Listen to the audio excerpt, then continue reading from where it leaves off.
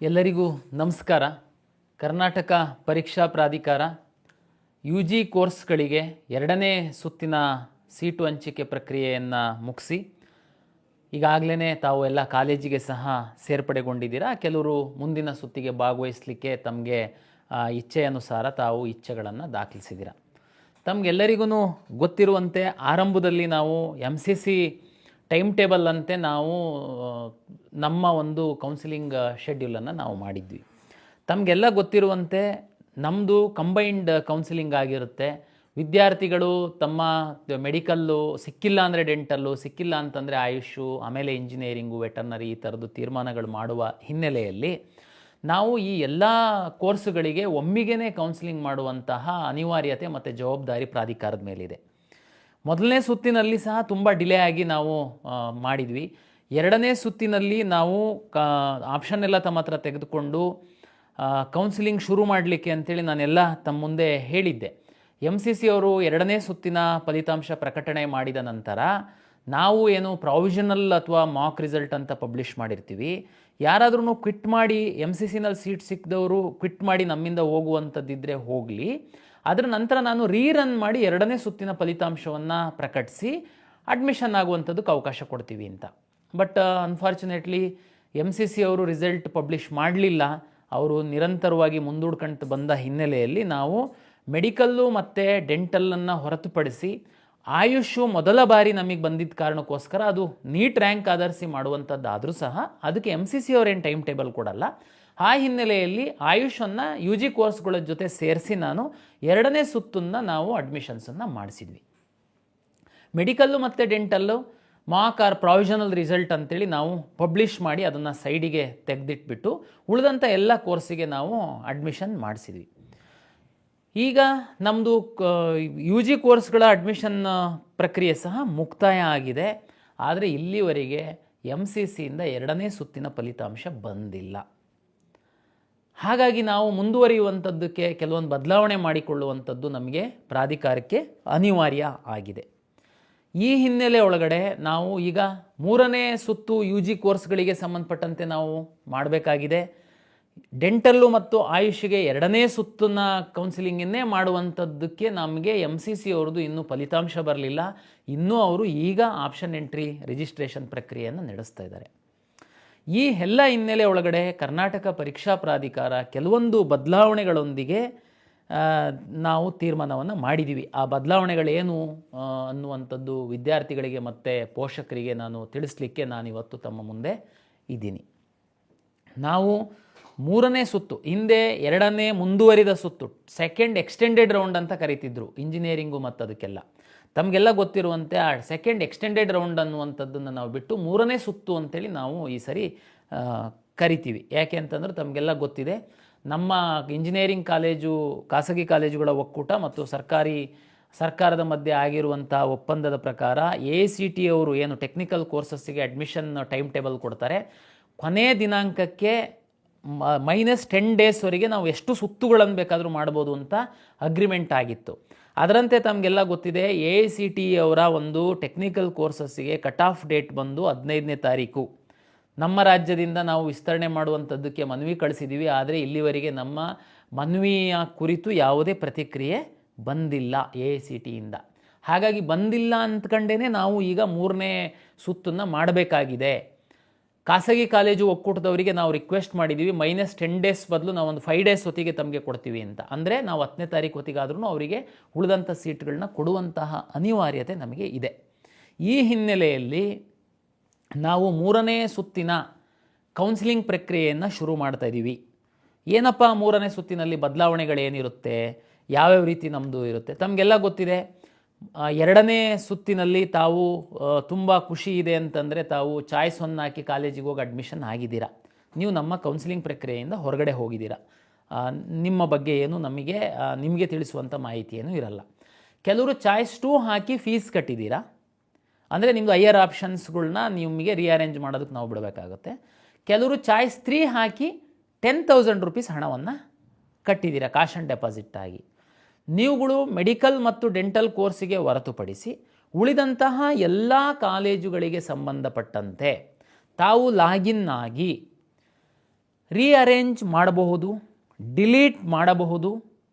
ಜೊತೆಗೆ ಈ ಹಿಂದೆ ಎರಡನೇ ಮುಂದುವರಿದ ಸುತ್ತಿನಲ್ಲಿ ಹೊಸ ಕಾಲೇಜುಗಳನ್ನು ಹಾಕುವಂಥದ್ದಕ್ಕೆ ಅವಕಾಶ ಕೊಡ್ತಾ ಇದ್ವಿ. ಅದನ್ನು ನಾವು ಈ ಬಾರಿ ಸಹ ಕೊಟ್ಟಿದ್ದೀವಿ.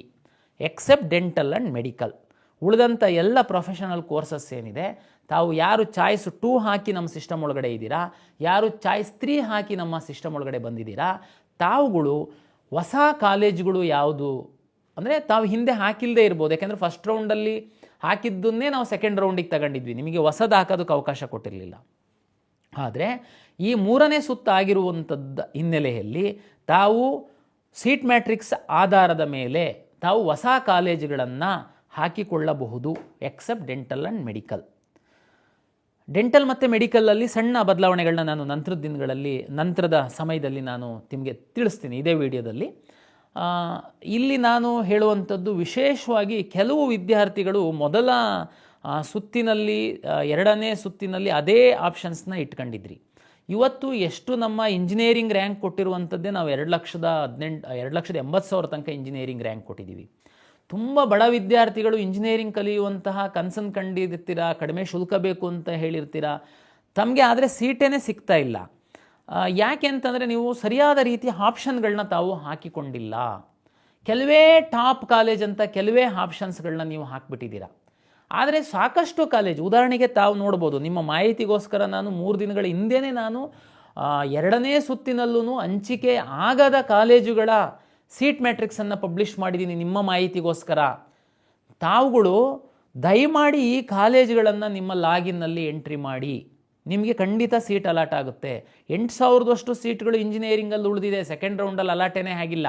ಅಲಾಟ್ ಆಗಿಲ್ಲ ಅಂತಂದರೆ ಏನರ್ಥ? ಆ ಕಾಲೇಜ್ ಚೆನ್ನಾಗಿಲ್ಲ, ಬ್ರಾಂಚ್ ಚೆನ್ನಾಗಿಲ್ಲ ಅನ್ನುವಂಥದ್ದು ಅದೇ ಅರ್ಥ ಏನಲ್ಲ.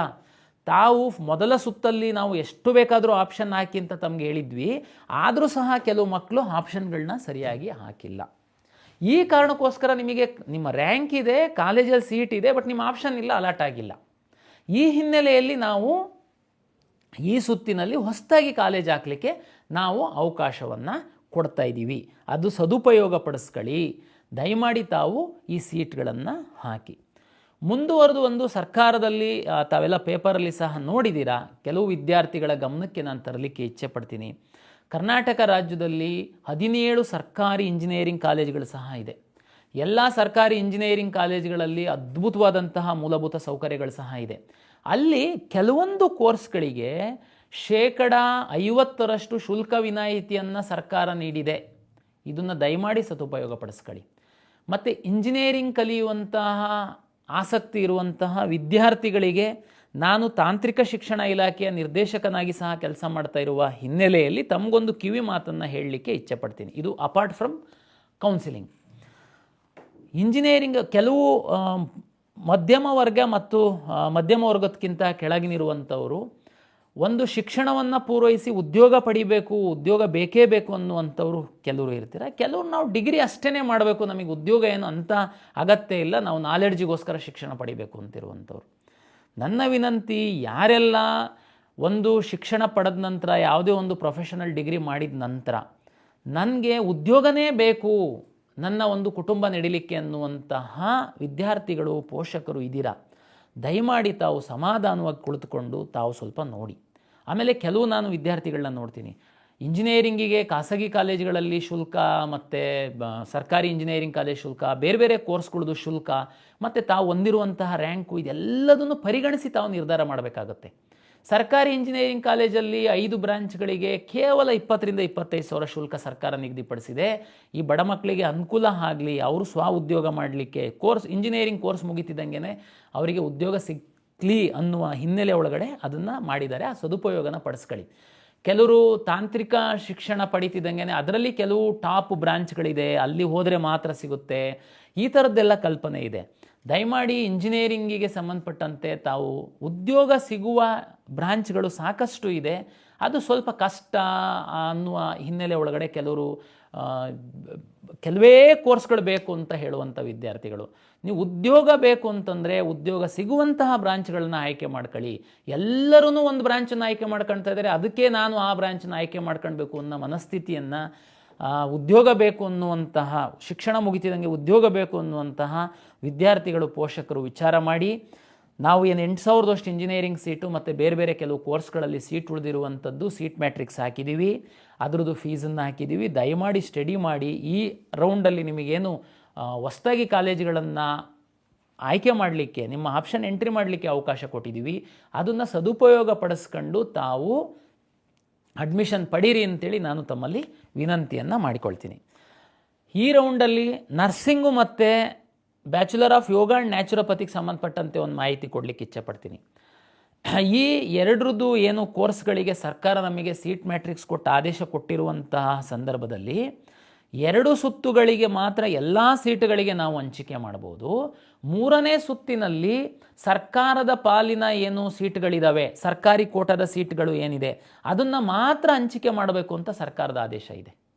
ಹಾಗಾಗಿ ನಾವು ನರ್ಸಿಂಗು ಮತ್ತು ಯೋಗ ಆ್ಯಂಡ್ ನ್ಯಾಚುರೋಪತಿನಲ್ಲಿ ಈ ಸುತ್ತಿನಲ್ಲಿ ಸರ್ಕಾರಿ ಸೀಟ್ಗಳನ್ನು ಮಾತ್ರ ನಾವು ಅಲಾಟ್ಮೆಂಟಿಗೆ ಪರಿಗಣಿಸ್ತೀವಿ.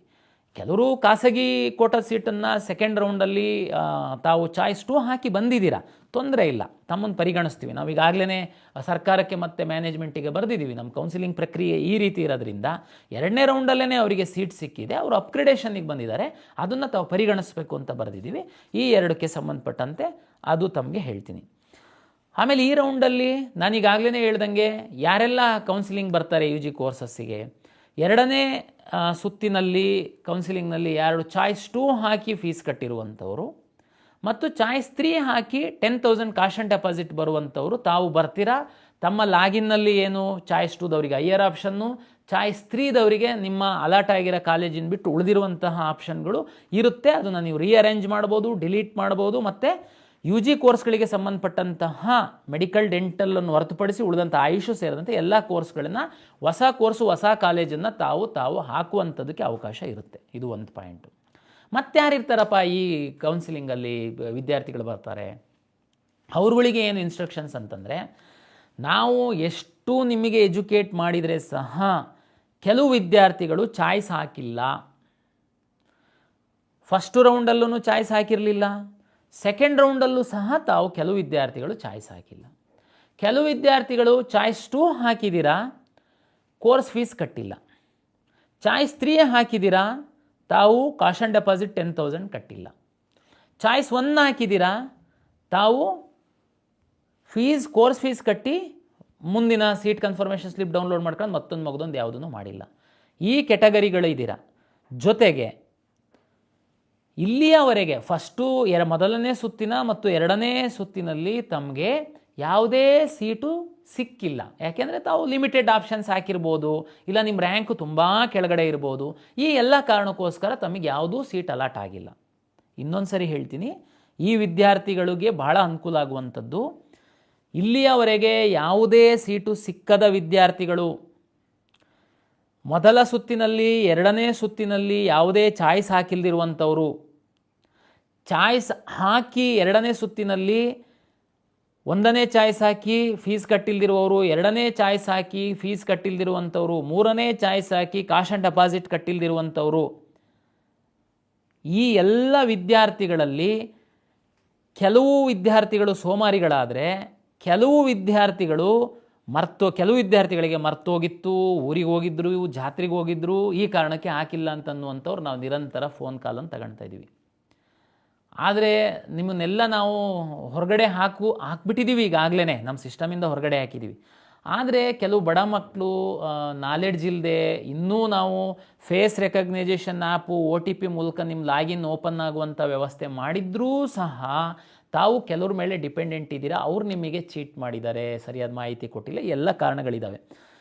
ಅವರು ನಮ್ಮ ಹತ್ರ ಸೀಟ್ ಸಹ ಇರುವ ಹಿನ್ನೆಲೆಯಲ್ಲಿ ಯು ಜಿ ಕೋರ್ಸ್ಗಳಿಗೆ ಸಂಬಂಧಪಟ್ಟಂತೆ ಈಗ ಹೇಳಿದಂತಹ ಕೆಟಗರಿಯ ವಿದ್ಯಾರ್ಥಿಗಳಿಗೆ ನಾವು ಈ ಸುತ್ತಿನಲ್ಲಿ ಭಾಗವಹಿಸುವಂಥದ್ದಕ್ಕೆ ವಿತ್ ಕಂಡೀಷನ್ ಅವಕಾಶ ಕೊಡ್ತಾ ಇದ್ದೀವಿ. ಏನಪ್ಪ ಅದು ಕಂಡೀಷನ್ ಅಂತಂದರೆ, ತಾವು ಲಾಗಿನ್ ಆಗಿ ಚಾಯ್ಸ್ 3 ತರಕ್ಕೆ ಏನು ಹೇಳಿದ್ವಿ ನಾವು, ಚಾಯ್ಸ್ 3 ವಿದ್ಯಾರ್ಥಿಗಳಿಗೆ ಹೇಳಿದ್ವಲ್ಲ 10,000 ರೂಪಾಯಿ ಕಾಶ್ ಆ್ಯಂಡ್ ಡೆಪಾಸಿಟ್ ಕಟ್ಟಿ ತಾವು ಬರಬೇಕಂತ.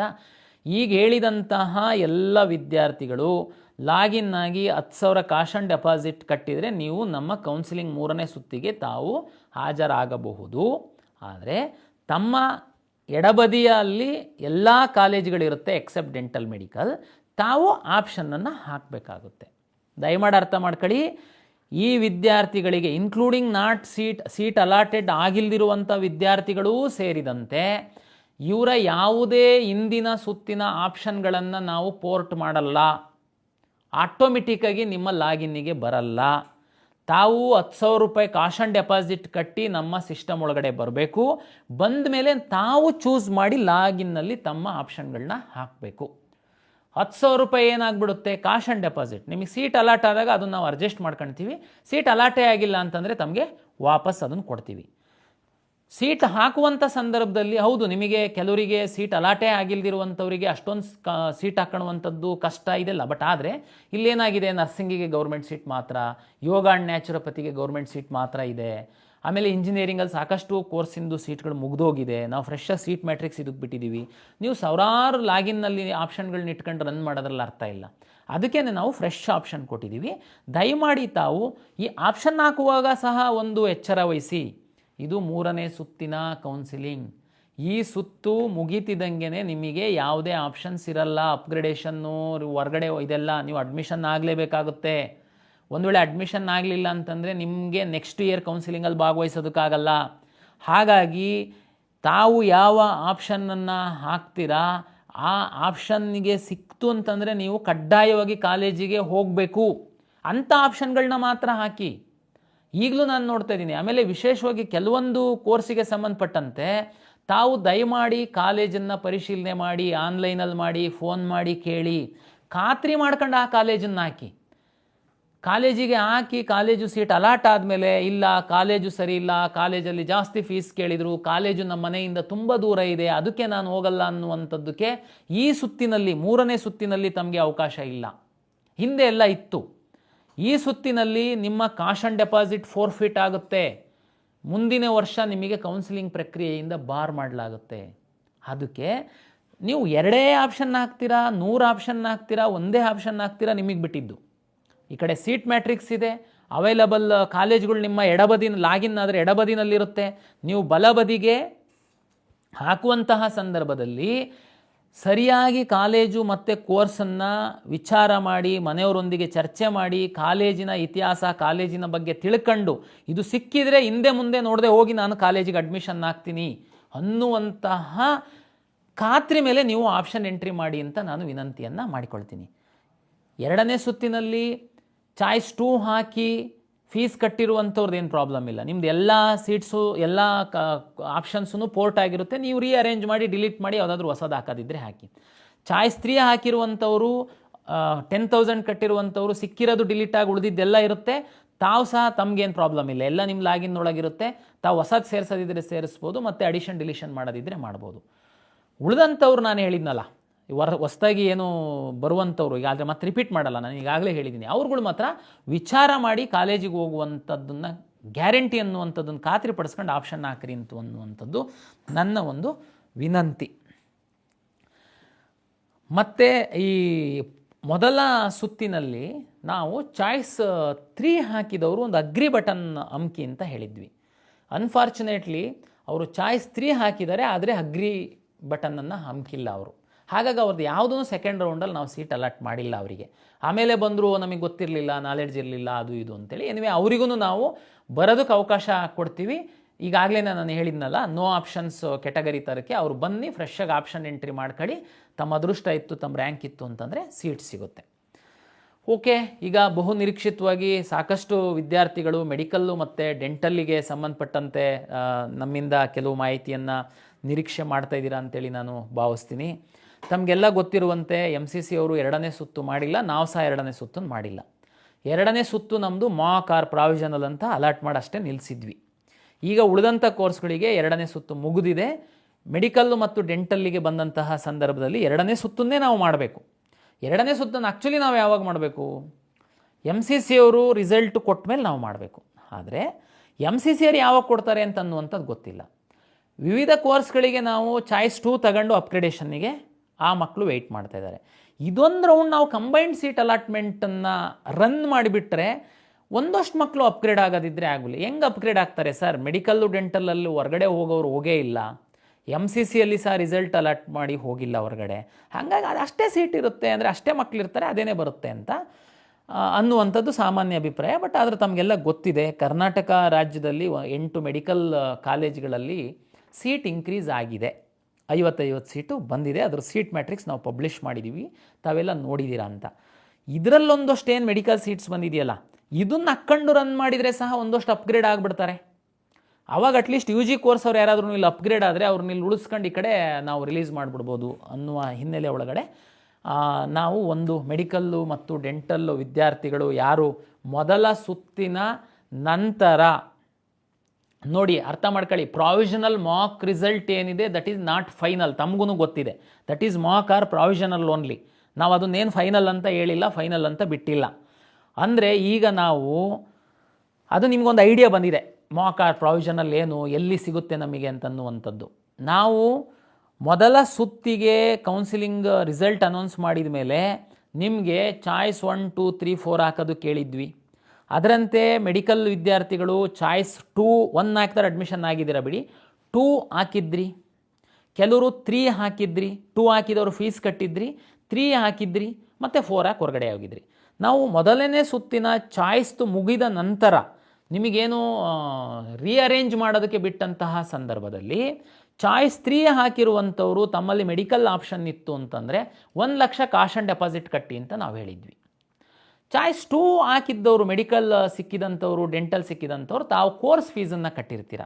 ನಿಮ್ಗಳನ್ನೆಲ್ಲದನ್ನು ನಾವು ಅಂದರೆ ನೀವು ಯಾವಾಗ 26ನೇ ತಾರೀಕು 1 ಗಂಟೆಯವರೆಗೆ ನಿಮಗೆ ಕಾಶ್ ಆ್ಯಂಡ್ ಡೆಪಾಸಿಟ್ ಕಟ್ಟುವಂಥದ್ದಕ್ಕೆ ಮತ್ತು ರೀಅರೇಂಜ್ ಮಾಡುವಂಥದ್ದಕ್ಕೆ ಅವಕಾಶವನ್ನು ಕೊಟ್ಟಿದ್ವಿ. ಅಲ್ಲಿವರೆಗೆ ನೀವು ಏನು ಮಾಡಿದ್ರಿ ಆ ಒಂದು ಆಪ್ಷನ್ಗಳನ್ನ ತಗೊಂಡು ನಾವು second round combined seat allotment ಮಾಡಿ ನಿಮಗೆ ಮಾಕ್ ಆರ್ ಪ್ರಾವಿಷನಲ್ ಅಂತ ಹೇಳಿದ್ವಿ. ಈಗ ಮೆಡಿಕಲ್ ಮತ್ತು ಡೆಂಟಲ್ಲರಿಗೆ 26ನೇ ತಾರೀಕು 1 ಗಂಟೆವರೆಗೆ ನೀವೇನು ಆಪ್ಷನ್ಗಳನ್ನ ಎಂಟ್ರಿ ಮಾಡಿ ಇಟ್ಟಿದ್ರಿ ಅದೇ ಇದನ್ನು ನಾವು ನಿಮಗೀಗ ಎನೇಬಲ್ ಮಾಡ್ತಾಯಿದ್ದೀವಿ. ಉಳಿದಂಥವರಿಗೆ ಎಕ್ಸೆಪ್ಟ್ ಡೆಂಟಲ್ ಆ್ಯಂಡ್ ಮೆಡಿಕಲ್ ಬಿಟ್ಟು ಏನು ಆಯುಷ್, ಇಂಜಿನಿಯರಿಂಗ್, ಉಳಿದಂಥವರಿಗೆ ಯಾರು ನೀವು 2ನೇ ಸುತ್ತಿನ ನಂತರ ತಾವು ಏನು ಚಾಯ್ಸ್ಗಳನ್ನ ಹಾಕಿದ್ರಿ, ಚಾಯ್ಸ್ 2 ಹಾಕಿದ್ರಿ, 3 ಹಾಕಿದ್ರಿ, ನಿಮ್ಗಳಿಗೆ ಅವನ್ನ ಎನೇಬಲ್ ಮಾಡ್ತಾಯಿದ್ದೀವಿ. ಈಗ ಮೆಡಿಕಲ್ಲು ಮತ್ತು ಡೆಂಟಲ್ ಅವರು ಲಾಗಿನ್ ಓಪನ್ ಮಾಡ್ತು ಅಂತಂದರೆ ಯಾರು ಕಾಶ್ ಆ್ಯಂಡ್ ಡೆಪಾಸಿಟ್ ಕಟ್ಟಿರುವಂಥವರು, ಚಾಯ್ಸ್ 2 ಹಾಕಿರುವಂಥವರು 26ನೇ ತಾರೀಕು 1 ಗಂಟೆ ತನಕ ತಾವೇನು ಅರೇಂಜ್ ಎಲ್ಲ ಮಾಡಿದ್ರಿ ಆ ಒಂದು ಅರೇಂಜಲ್ಲಿ ತಮಗೆ ತಮ್ಮ ಲಾಗಿನ್ನಲ್ಲಿ ಕಾಲೇಜುಗಳು ಕಾಣ್ತವೆ. ತುಂಬ ಆರ್ಗ್ಯುಮೆಂಟ್ ಇದೆ, ಚಾಯ್ಸು ರೀಅರೇಂಜ್ ಮಾಡೋಕ್ಕೆ ಬಿಡಬೇಕು, ಬಿಡಬಾರ್ದು, ಬಿಟ್ಟರೆ ಹಾಗಾಗುತ್ತೆ, ಇಲ್ಲ ಬಿಟ್ಟರೆ ಸರಿ, ಯಾಕೆಂದರೆ ಹೊಸ ಕಾಲೇಜ್ ಬಂದಿದೆ, ನೋ ಕಾಲೇಜ್ ಸಹ ಎಂಟ್ರಿ ಮಾಡ್ಕೊಳ್ಳೋದಕ್ಕೆ ಬಿಡಬೇಕು, ಸಾಕಷ್ಟು ಆರ್ಗ್ಯುಮೆಂಟ್ ಇದೆ. ಇದಕ್ಕೆಲ್ಲ ಸಾಕಷ್ಟು ನಿಯಮಗಳನ್ನು ಇದ್ದಾವೆ. ಪ್ರಸ್ತುತ ಸ್ಥಿತಿಗತಿಗೆ ಅನುಗುಣವಾಗಿ ಎಲ್ಲ ಹೆಚ್ಚಿನ ವಿದ್ಯಾರ್ಥಿಗಳಿಗೆ ಅನುಕೂಲ ಆಗುವಂತಹ ದೃಷ್ಟಿಕೋನದಿಂದ ಪ್ರಾಧಿಕಾರ ಕೆಲವೊಂದು ನಿರ್ಣಯಗಳನ್ನ ಮಾಡಬೇಕಾಗುತ್ತೆ. ಅದರಿಂದ ಒಬ್ಬರಿಬ್ಬರಿಗೆ ನೋವಾಗ್ಬೋದು, ಅದು ನಮಗೆ ಇಂಪಾರ್ಟೆಂಟ್ ಅಲ್ಲ. ನೀಟ್ ಎಕ್ಸಾಮ್ ಎಲ್ಲ ವಿದ್ಯಾರ್ಥಿಗಳಿಗೆ ಅನುಕೂಲ ಆಗುವ ಹಿನ್ನೆಲೆ ಒಳಗಡೆ ನಾವು ಕೆಲವೊಂದು ನಿರ್ಧಾರಗಳನ್ನ ಮಾಡಬೇಕಾಗುತ್ತೆ. ಹಾಗಂತ ಎಂಟೈರ್ ರೂಲ್ಗಳನ್ನೆಲ್ಲ ಪೂರ್ತಿ ಸೈಡಿಗೆ ಇಟ್ಬಿಟ್ಟು ಗಾಳಿಗೆ ತೂರಿ ನಮಗೆ ಇಷ್ಟ ಬಂದಾಗ ಅದಕ್ಕೂ ಅವಕಾಶಗಳು ಇರಲ್ಲ. ನಿಯಮದ ಒಳಗಡೆ ನಾವೇನು ಮಾಡುವಂಥದ್ದಕ್ಕೆ ಮಾಡ್ಬೋದು, ಅದನ್ನು ನಾವು ಮಾಡಲಿಕ್ಕೆ ಆಗುತ್ತೆ. ತಮಗೆಲ್ಲ ಗೊತ್ತಿದೆ, ಮೊದಲನೇ ಸುತ್ತಲ್ಲಿ ನಾವೇನು ಹೇಳಿದ್ವಿ, ಯಾರಿಗೆ ತುಂಬ ತೃಪ್ತಿ ಇದೆ, ಖುಷಿ ಇದೆ, ನನಗೆ 2ನೇ ತಾಟೇ ಇಲ್ಲ, ನನ್ನ ಏಮೇನೆ ಇಂಥ ಕಾಲೇಜ್ ಇತ್ತು, ಆ ಕಾಲೇಜೇ ನನಗೆ ಸಿಕ್ಕಿದೆ ಅಂದರೆ ಮಾತ್ರ ಚಾಯ್ಸ್ 1 ಹಾಕಿ ದುಡ್ಡು ಕಟ್ಟಿ ಕಾಲೇಜಿಗೆ ಹೋಗಿ ಅಡ್ಮಿಷನ್ ಆಗಿ. ಸಿಕ್ಕಿರೋದು ಸ್ವಲ್ಪ ಖುಷಿ ಇದೆ, ಬಟ್ ಅದಕ್ಕಿಂತ ಮೇಲ್ಗಡೆ ನನ್ನ ಒಂದು ಗುರಿ ಇರುವ, ಆಸಕ್ತಿ ಇರುವಂತಹ ಕಾಲೇಜ್ಗಳಿತ್ತು, ಆ ಕಾಲೇಜು ಸಿಗುವಂಥದ್ದಕ್ಕೆ ನಾನು ವೆಯ್ಟ್ ಮಾಡ್ತೀನಿ ಅಂತಂದರೆ ನೀವು ಚಾಯ್ಸ್ 2 ಹಾಕಿ ಅಂತ ಹೇಳಿದ್ವಿ. ಕೇವಲ ನಮಗೆ ಮೊದಲ ಸುತ್ತಲ್ಲಿ ತುಂಬ ಖುಷಿ ಇದೆ ಅಂತ ಹೋಗಿ ಅಡ್ಮಿಷನ್ ಆಗಿರೋರು ಕೇವಲ 1,000 ಚಿಲ್ಲರೆ ಅಷ್ಟೇ ವಿದ್ಯಾರ್ಥಿಗಳು. ನಮ್ಮದು 9,000 ಚಿಲ್ಲರೆ ಸೀಟ್ಸಲ್ಲಿ 1,000 ಅಷ್ಟೇ, ಇನ್ನು 8,000 ಸೀಟ್ ಇತ್ತು. ಆದರೆ ಆ ಸೀಟೆಲ್ಲ ಹಾಗೇನೇ ಇತ್ತು, ಇಲ್ಲ ಯಾರಿಗೋ ಒಬ್ರಿಗೆ ಅಲಾಟ್ ಆಗಿದೆ. ಅದನ್ನು ನಾನು ಹೇಳಿದ್ದೀನಿ, ವರ್ಚುವಲ್ ವೇಕೆನ್ಸಿ ಅಂತ ನಾವು ಪಬ್ಲಿಷ್ ಮಾಡಿದ್ದೀವಿ. ಚಾಯ್ಸ್ 2 ಹಾಕಿದವ್ರದ್ದು ವರ್ಚುವಲ್ ವೇಕೆನ್ಸಿ ಅಂತ ಪಬ್ಲಿಷ್ ಮಾಡಿದ್ದೀವಿ. ಕೆಲವು ವಿದ್ಯಾರ್ಥಿಗಳ ಆರ್ಗ್ಯುಮೆಂಟು, ಉದಾಹರಣೆಗೆ ವಿಜಯನಗರ ಕಾಲೇಜಲ್ಲಿ, ಚಿಕ್ಕಬಳ್ಳಾಪುರ ಕಾಲೇಜಲ್ಲಿ, ಮೈಸೂರು ಕಾಲೇಜಲ್ಲಿ, ಬೆಳಗಾಂ ಕಾಲೇಜಲ್ಲಿ ಸೀಟ್ ಜಾಸ್ತಿ ಆಗಿಬಿಟ್ಟಿದೆ, ಹಾಗಾಗಿ ನೀವು ಹಾಕ್ಕೊಳಕ್ಕೆ ಕೊಡಬೇಕು. ಯಾಕೆ ಕೊಡಬೇಕು? ನೀವು ತೆಗೆದು ನೋಡಿ ವರ್ಚುವಲ್ ವೇಕೆನ್ಸಿನಲ್ಲಿ ಅವ್ರದ್ದೇನು ಇಂಟೇಕ್ ಇತ್ತು ಆ ಸೀಟ್ಸ್ ಇತ್ತು, ಅದರಲ್ಲಿ ವರ್ಚುವಲಲ್ಲಿ ತೆಗೆದು ನೋಡಿ 10-15 ಹುಡುಗರು ಅಷ್ಟೇ ಆ ಕಾಲೇಜಿಗೆ ಹೋಗಿ ಅಡ್ಮಿಷನ್ ಆಗಿದ್ದಾರೆ. ಇನ್ನು 40 ಇನ್ನೂ 100-150 ಸೀಟ್ಸ್ ಎಲ್ಲ ವರ್ಚುವಲ್ ವೇಕೆನ್ಸೀಸನ್ನಲ್ಲಿ ಇತ್ತು. ಯಾರೊಬ್ಬ ಹೋಲ್ಡ್ ಮಾಡಿದ್ದ, ನಾವು ಹೇಳಿದ್ದೀವಿ ಅದು ಯಾವ ಸಂದರ್ಭದಲ್ಲಿ ಬೇಕಾದರೂ ಅವನು ಅಪ್ಗ್ರೇಡ್ ಆಗ್ಬೋದು. ಆಟೋಮೆಟಿಕ್ಕಾಗಿ ಆ ಸೀಟ್ ರಿಲೀಸ್ ಆಗುತ್ತೆ, ರಿಲೀಸ್ ಆದಾಗ ಇನ್ನೊಬ್ಬಂಗೆ ಅಲರ್ಟ್ ಆಗುತ್ತೆ ಅಂತ. ಅದು 50 ರಿಲೀಸ್ ಆಗ್ಬೋದು, 100 ರಿಲೀಸ್ ಆಗ್ಬೋದು, ರಿಲೀಸ್ ಆಗದೇನೂ ಇರ್ಬೋದು. ಅದೇ ರೀತಿ ಈಗ 8 ಕಾಲೇಜಲ್ಲಿ ಸೀಟು ಎಕ್ಸ್ಟ್ರಾ ಆಗಿದೆ ಅಂತಂದರೆ ಹೊಸ ಕಾಲೇಜಲ್ಲ ಸೀಟ್ ಎಕ್ಸ್ಟ್ರಾ ಆಗಿರೋದು. 8 ಇರೋ ಗೌರ್ಮೆಂಟ್ ಕಾಲೇಜಲ್ಲಿ ಸೀಟ್ ಎಕ್ಸ್ಟ್ರಾ ಆಗಿದೆ ಅಂದಮೇಲೆ ಆಲ್ರೆಡಿ ವರ್ಚುವಲ್ ವೇಕೆನ್ಸೀಸ್ ಇದೆ. 8,000ದಷ್ಟು ಸೀಟ್ಗಳನ್ನ ಹೋಲ್ಡ್ ಮಾಡಿ ಇಟ್ಕೊಂಡಿರೋರು ಯಾವುದೇ ಸಂದರ್ಭದಲ್ಲಿ ರಿಲೀಸ್ ಆಗ್ಬೋದು. ಹಾಗಾಗಿ ನೀವು ಮ್ಯಾಕ್ಸಿಮಮ್ ಸೀಟ್ ಆಪ್ಷನ್ಸ್ನ ಎಂಟ್ರಿ ಮಾಡಿ ಅಂತ ನಾವು ಹೇಳಿದ್ದೀವಿ. ತುಂಬ ಖುಷಿ ಇದ್ರೆ ಅಷ್ಟೇ ನೀವು ಹೋಗಿ ಅಡ್ಮಿಷನ್ ಆಗಿ ಅಂತ ಹೇಳಿದ್ದೀವಿ. ಹಾಗಾಗಿ ಹೊಸ್ದಾಗಿ ಡೆಂಟಲ್ ಮತ್ತು ಮೆಡಿಕಲ್ಲಿಗೆ ಇರುವಂತಹ ಸರ್ಕಾರಿ ಕಾಲೇಜುಗಳೇನಿದೆ ಸೀಟ್ ಜಾಸ್ತಿ ಆಗಿದೆ ಅನ್ನುವ ಕಾರಣಕ್ಕೆ ನಿಮಗೆ ಹೊಸ್ದಾಗಿ ಎಂಟ್ರಿ ಮಾಡ್ಕೊಳ್ಳುವಂಥದ್ದಕ್ಕೆ ಅವಕಾಶ ಕೊಡಲ್ಲ. ಯಾಕೆಂದರೆ ಇದು ನಮಗೆ ಸ್ಪಷ್ಟತೆ ಇದೆ. ಯಾಕೆಂತಂದರೆ ಈ ಕಾಲೇಜುಗಳಲ್ಲಿ ಹಿಂದೆ 200 ಇಂಟೇಕ್ ಇತ್ತು ಅಂತಂದರೆ ಈಗ 250 ಇಂಟೇಕ್ ಆಗಿದೆ. ಆ 200 ಸೀಟ್ಗಳನ್ನು ಫಸ್ಟ್ ರೌಂಡಲ್ಲಿ ಮುಗ್ದೋಗ್ಬಿಟ್ಟಿದೆ. ಈಗ ಹೊಸ್ದಾಗಿ 50 ನಾವು ಆ್ಯಡ್ ಮಾಡ್ತಾ ಇದ್ದೀವ? ನೋ. ಇದರಲ್ಲಿ ನಾವು ವರ್ಚುವಲ್ ವೇಕೆನ್ಸೀಸಲ್ಲಿ ಎಲ್ಲ ಕಾಲೇಜ್ಗಳೂ ಇದ್ದಾವೆ. ಮತ್ತು ನಾವು ಮ್ಯಾಕ್ಸಿಮಮ್ ಆಪ್ಷನ್ ಹಾಕ್ಕೊಳ್ಳಿ ಅಂತ ಹೇಳಿದ್ದೀವಿ. ಯಾವುದು ಡಿಲೀಟ್ ಮಾಡೋದಕ್ಕೆ ಹೋಗಬೇಡಿ. ಯಾವಾಗ ಬೇಕಾದ್ರೂ ಸೀಟು ರಿಲೀಸ್ ಆಗಿ ಆ ಸೀಟು ನಿಮಗೆ ಅಲಾಟ್ ಆಗ್ಬೋದು. ಇದೆಲ್ಲದನ್ನು ನಾವು ಎಜುಕೇಟ್ ಮಾಡಿ ತಾವು ಬ್ರೋಷರ್ ತೆಗೆದು ನೋಡ್ಬೋದು. ಅದ್ರ ಬಗ್ಗೆ ಯಾವುದೇ ಗೊಂದಲ ಇಲ್ಲ, ನಿಮಗೂ ಗೊಂದಲ ಇಲ್ಲ ಅಂತ ನಾನು ಭಾವಿಸ್ತೀನಿ. ಆದರೆ ಯಾಕೆಂದರೆ ಇದು ಮಾಕ್ ಅಷ್ಟೇ, ಮಾಕ್ ಆರ್ ಪ್ರಾವಿಷನಲ್ ಆಗಿದ್ದ ಹಿನ್ನೆಲೆ ಒಳಗಡೆ ರೀಅರೇಂಜ್ ಮಾಡುವಂಥದ್ದಕ್ಕೆ ನಾನು ಅವಕಾಶ ಕೊಡ್ತಾಯಿದ್ದೀನಿ. ಇದೊಂದು ಫೆಸಿಲಿಟೇಟ್ ಮಾಡ್ತಾಯಿದ್ದೀವಿ. ರೀಅರೇಂಜ್ ಯಾವುದು 26ನೇ ತಾರೀಕು 1 ಗಂಟೆ ತನಕ ತಾವೇನು ಆಪ್ಷನ್ಸು ರೀಅರೇಂಜು ಡಿಲೀಟ್ ಎಲ್ಲ ಇಟ್ಕೊಂಡಿದ್ದೀರಿ ತಮ್ಮ ಲಾಗಿನ್ ಒಳಗಡೆ, ಅದು ಎಂಟೈರ್ ಪೋರ್ಟ್ ಮಾಡಿರ್ತೀವಿ. ತಾವು ಅದನ್ನು ರೀಅರೇಂಜು ಡಿಲೀಟ್ ಮಾಡೋದಿದ್ರೆ ಮಾಡ್ಬೋದು, ರೀಅರೇಂಜ್ ಮಾಡೋದಿದ್ರೆ ತಾವು ಮಾಡಬಹುದು. ಉಳಿದಂತೆ ಹೊಸ ಕಾಲೇಜನ್ನು ಆ್ಯಡ್ ಮಾಡೋದಕ್ಕೆ ಅವಕಾಶ ನಿಮಗೆ ಇದೆಯಾ? ಈಗಾಗಲೇ ನಾನು ಹೇಳಿದ್ದೀನಿ, ಈ 8 ಗೌರ್ಮೆಂಟ್ ಕಾಲೇಜು ಸೀಟ್ ಆಗಿದೆ ಅನ್ನೋ ಕಾರಣಕ್ಕೆ, ಅಥವಾ ನೀವು ಫಸ್ಟ್ ರೌಂಡಲ್ಲಿ ಯಾವುದೋ ಒಂದು ಸರ್ಕಾರಿ ಕಾಲೇಜನ್ನು ಅಥವಾ ಮತ್ತಾವುದೋ ಒಂದು ಕಾಲೇಜನ್ನು ಹಾಕಿಲ್ಲ ಅಂತ ಅನ್ನೋ ಕಾರಣಕ್ಕೆ ನಿಮಗೆ ಕಾಲೇಜನ್ನು ಆ್ಯಡ್ ಮಾಡೋದಕ್ಕೆ ಅವಕಾಶ ಇಲ್ಲ. ಆದರೆ ಕಾಶ್ ಆ್ಯಂಡ್ ಡೆಪಾಸಿಟ್ ಕಟ್ಟಿರುವಂತಹ ಮೆಡಿಕಲ್ ಡೆಂಟಲ್ ವಿದ್ಯಾರ್ಥಿಗಳು ಚಾಯ್ಸ್ 2 ಹಾಕಿ ಬಂದಿರುವಂಥವ್ರು ಯಾರು ಈ ನಮ್ಮ ಸಿಸ್ಟಮ್ ಒಳಗಡೆ ಇರುವಂಥವ್ರು, ಉದಾಹರಣೆಗೆ ಹೀಗೂ ಇರ್ಬೋದು. ಒಬ್ಬ ಇಂಜಿನಿಯರಿಂಗ್ ಸೀಟ್ ಅಲಾಟ್ ಆಗಿದೆ, ಕಾಶ್ ಆ್ಯಂಡ್ ಡೆಪಾಸಿಟ್ ಕಟ್ಟಿದ್ದ ಅವನ ಲಾಗಿನ್ ಒಳಗಡೆ ಮೆಡಿಕಲ್ ಕಾಲೇಜು ಇತ್ತು. ಬಟ್ ಸೆಕೆಂಡ್ ರೌಂಡಲ್ಲಿ ಇಂಜಿನಿಯರಿಂಗ್ ಸೀಟ್ ಅಲಾಟ್ ಆಯಿತು ಅವನಿಗೆ, ಅವ್ನ ರ್ಯಾಂಕಿಗೋಸ್ಕರ. ಆದರೆ ಅವ್ನು ಕಾಶ್ ಆ್ಯಂಡ್ ಡೆಪಾಸಿಟ್ ಕಟ್ಟಿದ್ದಾನೆ. ಅವ್ನ ಲಾಗಿನ್ ಒಳಗಡೆ ಮೆಡಿಕಲ್ ಕಾಲೇಜ್ ಇದ್ದಾವೆ ಅವ್ನ ಇದ್ರೊಳಗೆ ಲಾಗಿನ್ ಒಳಗಡೆ. ಇವ್ರುಗಳಿಗೆಲ್ಲರಿಗೂ ಹೊಸ ಕಾಲೇಜನ್ನು ಆ್ಯಡ್ ಮಾಡೋದಕ್ಕೆ ಅವಕಾಶ ಕೊಡ್ತೀವಿ. ಯಾವಪ್ಪ ಅಂತಂದರೆ ತಮಗೆಲ್ಲ ಗೊತ್ತಿದೆ, ನಮಗೆ ಹೊಸ್ದಾಗಿ ಸೀಟ್ ಮ್ಯಾಟ್ರಿಕ್ಸ್ ಬಂದಿದೆ. 2 ಡೆಂಟಲ್ ಕಾಲೇಜು ನಮಗೆ ಇವತ್ತಿನ ತನಕ ರಿಸೀವ್ ಆಗಿದೆ. BGS ಮತ್ತು ಫಾರೂಕಿ ಡೆಂಟಲ್ ಕಾಲೇಜು ಹೊಸ್ದಾಗಿ ಬಂದಿದೆ. ಮತ್ತು JNMC ಮೆಡಿಕಲ್ ಕಾಲೇಜಿಂದು ಕೆಲವು ಸೀಟ್ಗಳು ತಾವು ನೋಡ್ತೀರಾ, ನಿಮಗೆ ಗೊತ್ತಿರುತ್ತೆ, ಸೀಟ್ ಮ್ಯಾಟ್ರಿಕ್ಸ್ ಪಬ್ಲಿಷ್ ಮಾಡಿದ್ದೀವಿ. ಇವರು ಬಂದಿದ್ದಾರೆ. 3,000 ಮಟ್ಟದ್ದು ಸೀಟ್ ಮ್ಯಾಟ್ರಿಕ್ಸ್ ಇನ್ಕ್ರೀಸ್ ಆಗಿದೆ. ಬಟ್ ನಮಗೆ ಇಲ್ಲಿವರೆಗೆ ಸೀಟ್ ಮ್ಯಾಟ್ರಿಕ್ಸ್ ಬಂದಿಲ್ಲ. ಬಂದರೆ ಈ 4 ಕಾಲೇಜು ನಾನು ಎನೇಬಲ್ ಮಾಡ್ತೀನಿ. ಅದರಲ್ಲಿ ಒಂದು ಕಂಡೀಷನ್ ಅರ್ಥ ಮಾಡ್ಕೊಳ್ಳಿ, ಅದನ್ನು ತಾವು ಫಾರೂಕಿ ಡೆಂಟಲ್ ಮೆಡಿಕಲ್ ಕಾಲೇಜ್ ಮತ್ತು JNMC ಮೆಡಿಕಲ್ ಕಾಲೇಜು ಉಚ್ಚ ನ್ಯಾಯಾಲಯದ ಆದೇಶದ ಅನ್ವಯ ನಮಗೆ ಸೀಟ್ ಮ್ಯಾಟ್ರಿಕ್ಸ್ ಕೊಟ್ಟಿದ್ದಾರೆ. ಅದರಂತೆ ನಾವು ಪಬ್ಲಿಷ್ ಮಾಡ್ತಾಯಿದ್ದೀವಿ. ಈ ಸೀಟ್ ಅಲಾಟ್ಮೆಂಟು ನ್ಯಾಯಾಲಯದ ಅಂತಿಮ ಆದೇಶಕ್ಕೆ ಒಳಪಟ್ಟಿರುತ್ತದೆ.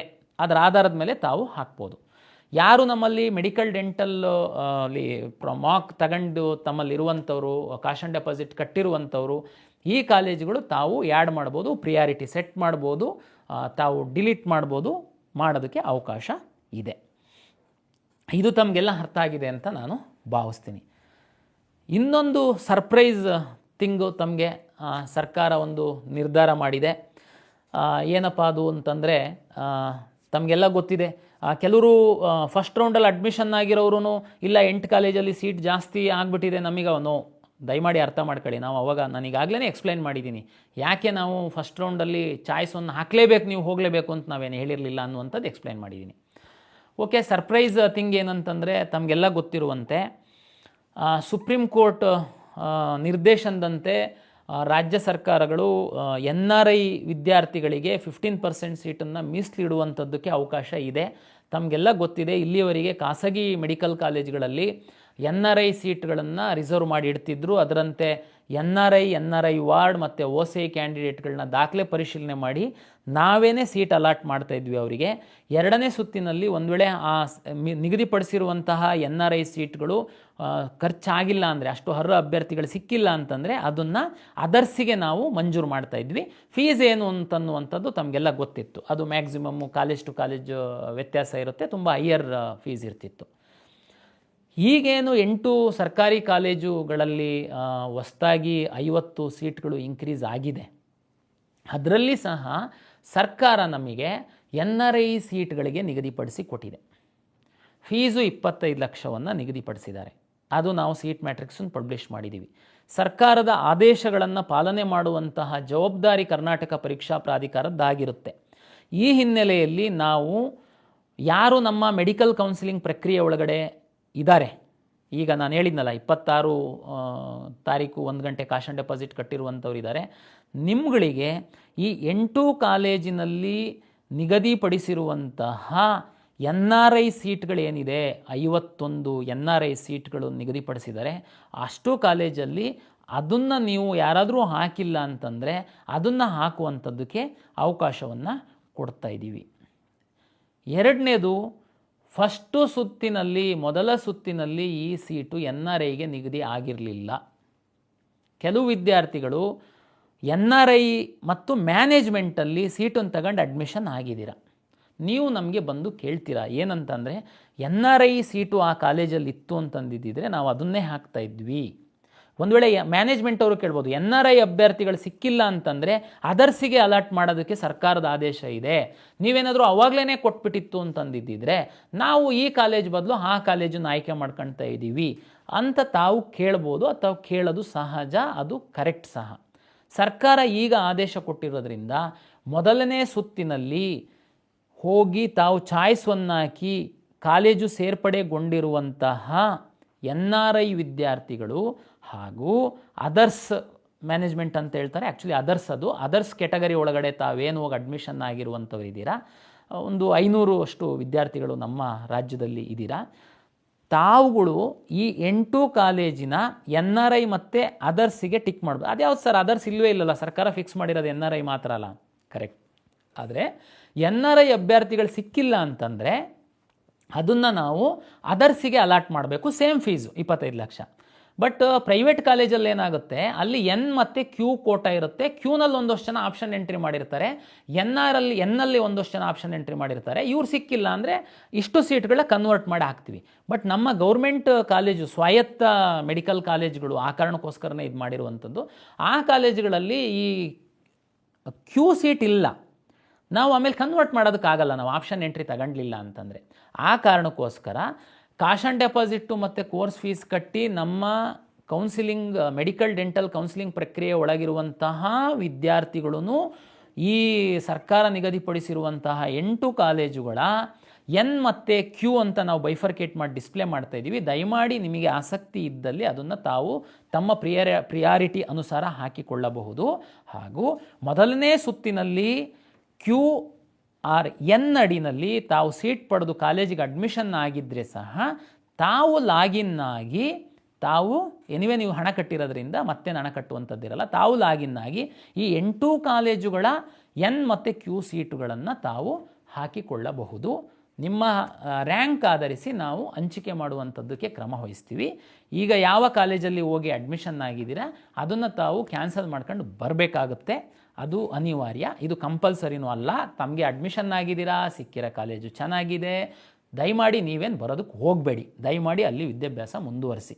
ಯಾರು ಇಲ್ಲ ನಾನು ಒಂದು ಸರಿ ಟ್ರೈ ಮಾಡ್ತೀನಿ ಗೌರ್ಮೆಂಟ್ ಕಾಲೇಜಲ್ಲೇ 25 ಲಕ್ಷ ಸೀಟ್ ಸಿಗ್ತಿರುವಾಗ ಅನ್ನುವಂತಹ ಆಸಕ್ತಿ ಇದ್ದರೆ, ಮತ್ತಿಲ್ಲಿ ಬಂದಾದ ಮೇಲೆ ನಿಮಗೆ ಅಲ್ಲಿ ಸಿಕ್ಕಿರೋದು ಆಟೋಮೆಟಿಕ್ ಡಿಲೀಟ್ ಆಗುತ್ತೆ.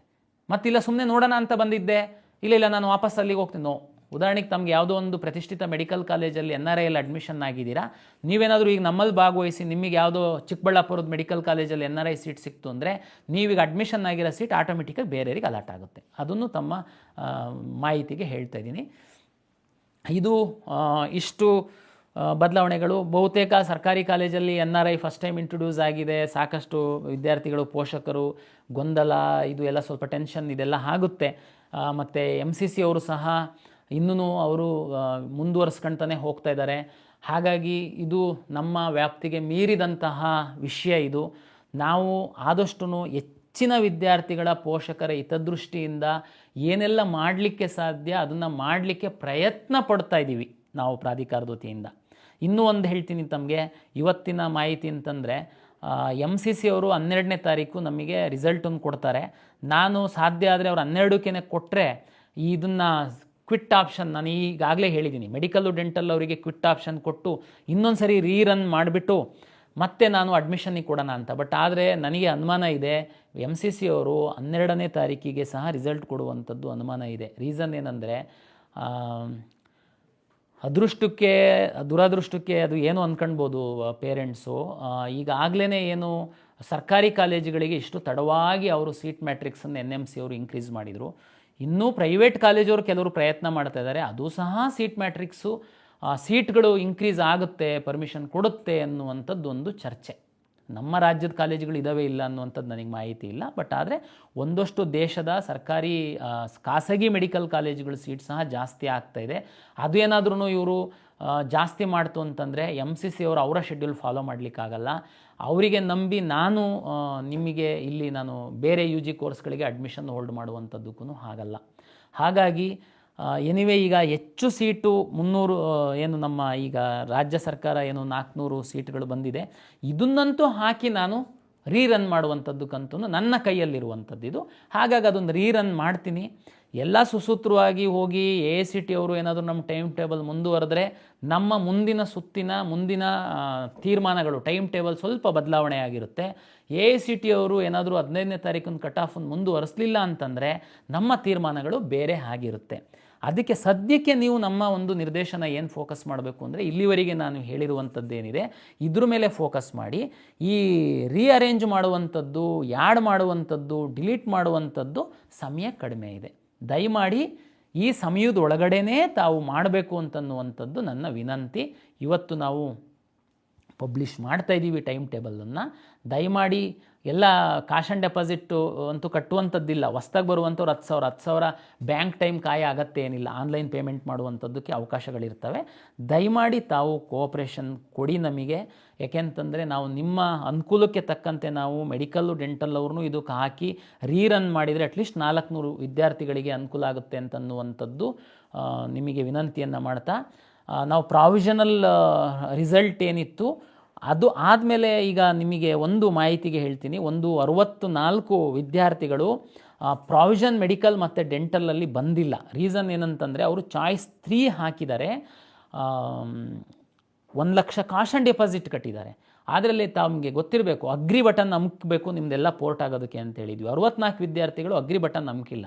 ಅವ್ರುಗಳೆಲ್ಲ ಬಂದು ಮನವಿ ಕೊಟ್ಟರು ಮೆಡಿಕಲಿಗೆ ಸಂಬಂಧಪಟ್ಟಂತೆ. ಏನಿವೆ ಪ್ರಾವಿಷನಲ್ ಇದೆ ಅಂತೇಳಿ ನಾವು ಅದು ಕನ್ಸಿಡ್ರ್ ಮಾಡಿರಲಿಲ್ಲ. ಆ 64 ವಿದ್ಯಾರ್ಥಿಗಳು ಈಗ ನಾವು ಕನ್ಸಿಡ್ರ್ ಮಾಡ್ತೀವಿ. ಬಟ್ ಆದರೆ ಅವ್ರಿಗೆ ಎಷ್ಟು ಜನಕ್ಕೆ ಅಲರ್ಟ್ ಆಗಲ್ಲ ಅನ್ನುವಂಥದ್ದು ನನಗೇನು ಗೊತ್ತಿಲ್ಲ. ಯಾಕೆಂದರೆ ಕೆಲವರೆಲ್ಲ ತುಂಬ ಸೂಕ್ಷ್ಮವಾಗಿ ವಾಚ್ ಮಾಡ್ತಾ ಮಾಡಬೇಕು ಸಹ ನೀವು. ನೋಡಿ ಮಾಕಲ್ಲಿ ಇವ್ರು ಇರಲಿಲ್ಲ, ಈಗ ಇನ್ನೊಂದು ಸರಿ ಮಾಡಿದಾಗ ಬಂದಿದ್ದಾರೆ, ಯಾರಿಗೋ ಬಿಟ್ಬಿಟ್ಟಿದ್ದಾರೆ. ಎಲ್ಲ ನೀಟ್ ಎಕ್ಸಾಮ್ ಬರೆದಿರೋರು ಎಲಿಜಿಬಲ್ ಇರುವಂಥವ್ರೇ. ಬಟ್ ಅವರು ನಾವು ಪ್ರಾವಿಷನಲ್ ಮಾಡಿದಾಗ ಬಂದು ಅಬ್ಜೆಕ್ಷನ್ ಕೊಟ್ಟರು, ನಾವು ಅದನ್ನು ಹಾಗೆ ಇಟ್ಕೊಂಡು ಈಗ ಕನ್ಸಿಡ್ರ್ ಮಾಡ್ತೀವಿ.